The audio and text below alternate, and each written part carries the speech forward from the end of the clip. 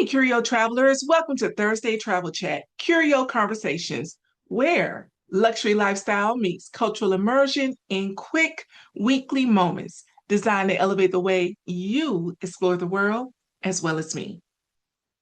Have you noticed the way we talk about travel today is evolving, is changing?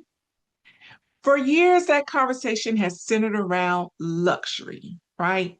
Five-star hotels, first class flights, designer luggage, the biggest suite with the best views. And I'm just going to give you an example about those hotels. You check into many of the hotels up on the television screen. It's like, welcome, Angela. And then it begins to tell a story about how uh, you can travel to these destinations and have this really nice experience. Yeah, we've seen it. Now, those things are wonderful. And as a matter of fact, I brought luggage into this conversation. I myself have a set of luggage that cost a pretty penny. It was my splurge, and I don't regret it. And I still love a five-star hotel, especially when we're outside the United States. But I think the way we're defining luxury travel is actually, elevated travel, and elevated travel is changing. So here I took the long scenic route to get into today's conversation. Today's conversation is, so what does elevated travel look like today? Interestingly, I'm going to talk about somebody else for a little bit. Even Generation Z, they're helping to define or redefine the way travel looks like today. Research is showing us that they are placing greater value on meaningful experiences, wellness, cultural connection, and personalization rather than simply spending it on status symbols. Now, don't get me wrong. I see plenty of those Gen Zers in these lounges today. The lounges that took us forever to gain entry into. Oh, they up in and through there. But in many ways, they're also reminding all of us that the best experiences are not always the flashiest ones. So, today's travel style, I personally think when we think about elevated travel, begins with peace. Peace. Maybe elevated travel isn't simply upgrading your airline seat. And I know, we all like that upgrade. We love that surprise. If it happens, we're happy, right? However, maybe that elevated travel experience may be arriving a day early so you're restored before the rest of your journey begins. You begin with just room to breathe. And when you set out on that journey, you're ending your first day and hopefully the next days to come fulfilled. Sometimes the greatest upgrade isn't what you spend, it's how you feel. So that leads me to another facet of elevated travel, and that can mean presence. Presence, not presents like gifts, but being present. Many of us have reached a season in our life where, whether we are or we're no longer trying to see everything, because some of us are trying to see everything, but for certain, we're trying to experience something. Maybe we'll choose one museum instead of four, one temple instead of six. Maybe we want to have a conversation with a local cafe owner. Perhaps that cooking class and learning how to prepare a regional dish is just sitting there waiting for us. Perhaps it's lingering over dinner just a little bit longer and not watching our clock. Yes, and collecting those moments while we are indeed collecting passport stamps is being present.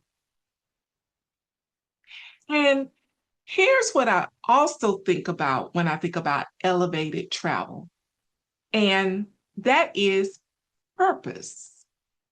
The experiences we are choosing, we begin to reflect on who we've become. For some travelers, purpose looks like slowing down and going deeper. But for some, it looks like seeing as much of the world as we can while we can. So both of those are valid and kind of go off just a little bit off a little bit of tangent. Like this past weekend, one of my clients who I consider to be my friend invited me to her birthday celebration. And when I got there, I found that most of those individuals present, they were travelers. And some of them were in the season where their children were grown, some of them were retired. But what I enjoyed, especially in the business that I'm in, was listening to how they were avidly planning out their next 12 months on what they were going to see and do and experience in their travel. So for them, it could have been said that maybe travel has become a hobby. But my observation was it was bigger than that. It was their community. So maybe it's the thing you promised yourself after years of working and saving and raising kids and putting everything first. I saw that in this group of ladies, and there were some gentlemen there, but primarily ladies, right? Where it was somewhere between a hobby as well as fulfilling dreams. So, no, elevated travel doesn't always look like doing less. Sometimes it means choosing experiences that honor what travel means to you now. And that could be cultural connection, beautiful hotels, great food, shared laughter, a itinerary that still feels well paced, giving you some time to have leisure in it and the joy of saying, I finally made it there. That is purpose driven too. People are asking different questions, right? Like, how do I want this experience to feel like? How do I want to walk away from what I just encountered? And if you're not there yet, of course, we might not be there. How is it that I want to feel? What is it that I want to bring home with me? That question changes everything. It influences where you're going to stay, how you spend your time, who you travel with, and the memories you bring home. At the Travel Curio, that's what elevated travel means to me. Not perfection, not excess or excess, thoughtfully designed experiences that are going to give you the space to connect with that destination, with people, and sometimes, guess what? Yourself. Maybe it's saying yes to the cooking class instead of rushing to the next attraction. Maybe it's extending your experience by a day before or a day after, especially a day after, instead of flying home the moment it ends. Ooh, that extra day is just the best. Or maybe it's simply deciding that this season of your life deserves something more, something meaningful, something more than ordinary. Once you've experienced this type of travel, it's different, y'all, and it's difficult to go back. Not because perhaps we are hard to please. No, no, no. Let's scratch that. We're not. But more like we've discovered there's another way to see the world, one that's richer, connected, and memorable. So, why settle for ordinary when you can experience travel that's beautifully elevated? Even if you're traveling more, let's travel better. So this week, I like to invite you to think about this last question, which was also the first question.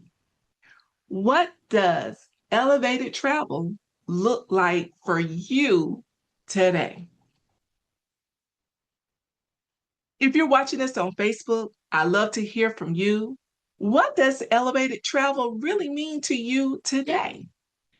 Leave a comment and join in the conversation, y'all. And if you're watching this on YouTube, don't forget to like, share, subscribe, and leave a comment as well. Listen, I'll see you next Thursday for another Curio conversation. Until that time, take care.